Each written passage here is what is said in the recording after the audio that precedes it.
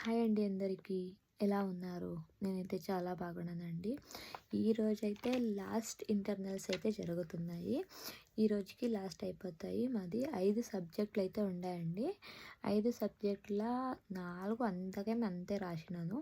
ఇదైతే పక్కా పర్ఫెక్ట్‌గా రాస్తానని అనుకుంటున్నాను. చూడాలి ఎలా అవుతుందో అని.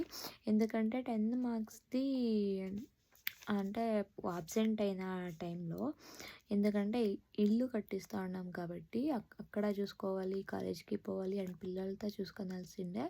సో దానికోసం అయితే నేనైతే కొంచెం అబ్సెంట్ అయితే అయింది.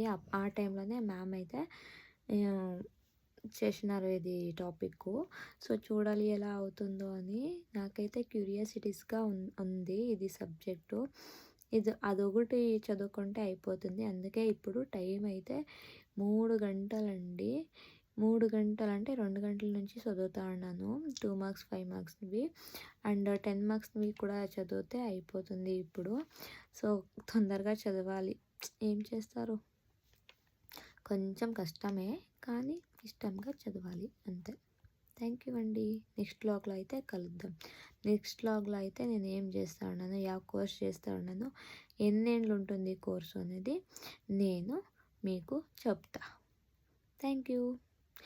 అలాగే ప్లీజ్ సబ్స్క్రైబ్ చేసుకోండి.